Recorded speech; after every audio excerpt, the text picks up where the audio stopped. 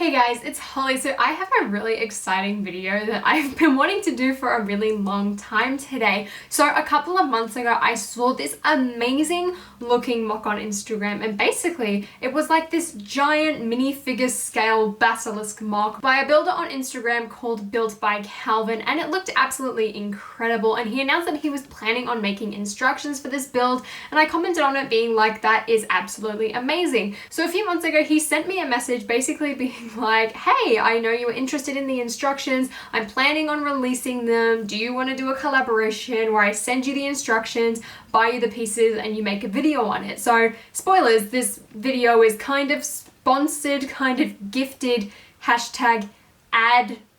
I don't really know what to call it, but basically he bought all of the pieces for the basilisk so that I would be able to make a video on it, which I was personally very excited to do because this build looked incredible and I knew you guys would really want to see it as well. And it's something that I kind of want to add into like my Hogwarts mock slash display full of all like the sets and things like that. So I wanted to show you it today. So yes, full disclaimer, I got sent the instructions and all the pieces for free. I didn't pay for majority of this basilisk. I think I paid for like one piece because it wasn't available on Bricks and Pieces that I bought off Bricklink. Besides that, everything else was paid for. And the instructions that Calvin's put together as well do come with a part sheet to make it really easy for you, and you can even import that into Bricklink if that's the route you want to go down. So basically, I saw this mock on Instagram, I thought it was amazing, and basically I got the instructions for it, which I'll leave a link to in the description below. I also have a coupon code, which I'm not sure when that's expiring, but I will let you know in the description below if you do want to check these out for yourself. Now, I've been told that the instructions and the part list all come together, and that's kind of what you're paying for.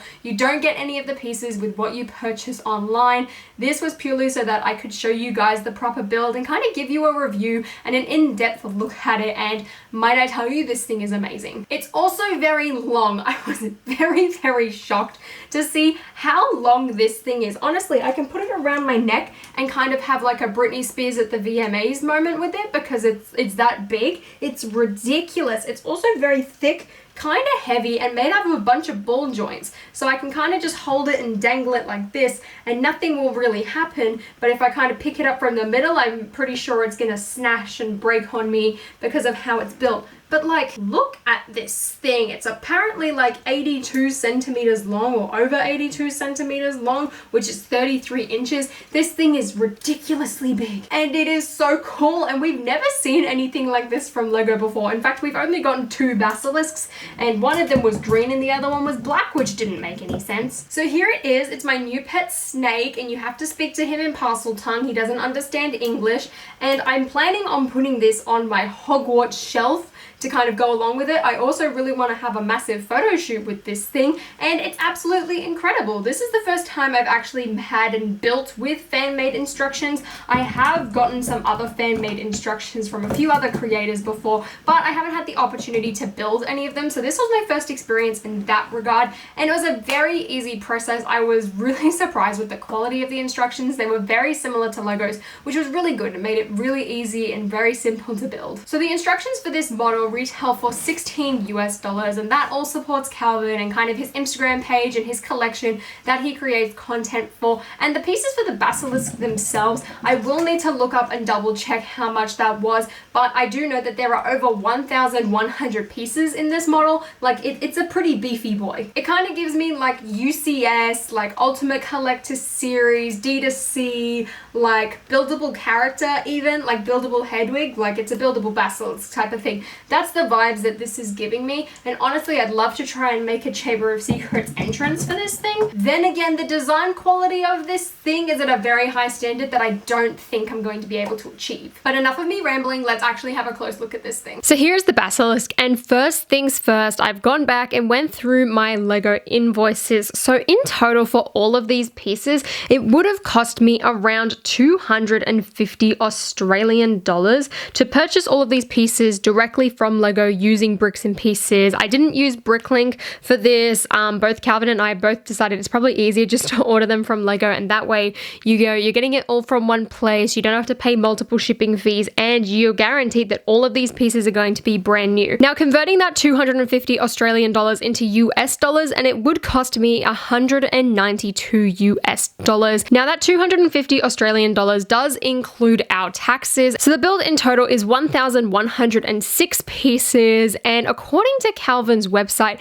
is 84 centimeters or 33 inches long. Now, my kind of plan for displaying this is I'm going to put it on the top shelf of my Lego Harry Potter display cabinet. It could fit on one of the shelves, but I think it will look out of proportion when you put it next to the kind of place scale Hogwarts is, because this thing is minifigure scale. It's very, very big. So this is the Basilisk, and the entire thing is all made up of these ball joints, so you can kind of move it around and slide it here and there, and kind of allows it to be posed. Also, the head of the Basilisk has kind of a lot of posability. If I kind of just take that off, we can get a better look at that first. Now, when I was building the head itself, I did make a few mistakes and pieces kind of weren't lining up, and it did take me a while to kind of manipulate that. One thing I will notice, these back fangs here, they do have to be turned in, otherwise they do kind of clash a bit with these tiles. If you wanted to close the jaw up a bit more, that's something I didn't really notice at first, and then all of the fangs kind of fell off, and I was just having a few problems with that until I realized, okay, if I twist it in, then it should be able to close.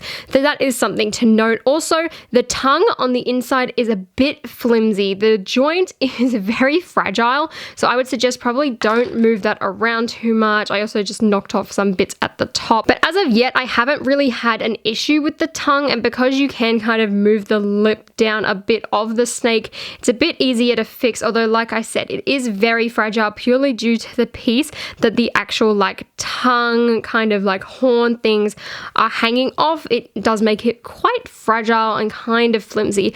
Underneath as well, you will see that I had to put some brown plates here, as Lego also didn't include them in my order, and I didn't realize until I finished it off. So for the time being, I've put some brown plates, and I had to have black one there, but those are supposed to be sand green, so do keep that in mind when looking at this. The design of the head, I think, looks really good. I love how it kind of all tapers in and is very, very smooth. It matches the design of the rest of the Basilisk really well, and kind of the way that this is all angled up and slopes up as well is really impressive. You've also got a bunch of angular plates, and at the top here you do have all of these kind of like sloped pieces. These two on the sides are just connected by a stud, which is why I did knock it off earlier. All of these bits as well can be adjusted and kind of flapped up and down. I also love the fact that all you can see from the top is sand green. You can't see any of the tan that is actually underneath it, and you can kind of have a glimpse underneath. Like, it is very clean and very slick. The only thing I kind of say is I wish that there was a tile here underneath to kind of continue like that slickness that the rest of the Basilisk has at the bottom of its mouth.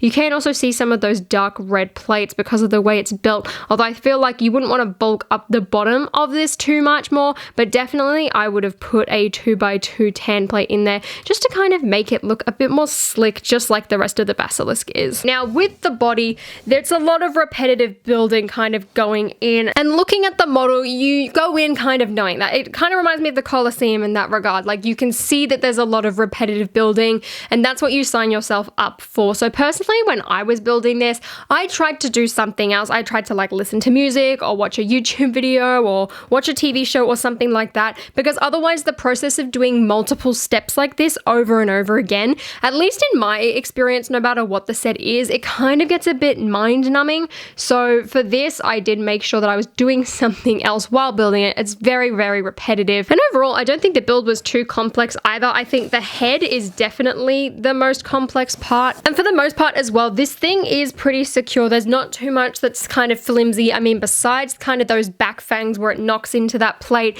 there's a few on the tail end here, which I've had kind of fall off and knock off, but not too easy. The horns on the back, I don't think I've knocked too many off. I think I knocked off one, and that was kind of in the building process, considering I was not doing it on a table. I was just doing it on my bed and kind of having a relaxing time. So I do put that down to that. But definitely the most interesting parts of this build are the first kind of bit of the tail, because it's not very repetitive. It is quite different. I don't think even if Lego did a Chamber of Secrets this year or next year, they're not going to ever do a Basilisk like this. this. Like, you look at the Great Hall and we got that tiny black thing, and it didn't look like a basilisk. I feel like even if Lego does one, it does need to be quite large. It needs to be quite long to kind of make it fit in, but I don't think they're ever going to do anything like this. And this is a very realistic looking thing as well. Honestly, kind of gives me like UCS, like collector's style thing. Like, I would put this kind of build in line with what we expect to see from Diagon Alley and the micro scale Hogwarts Castle.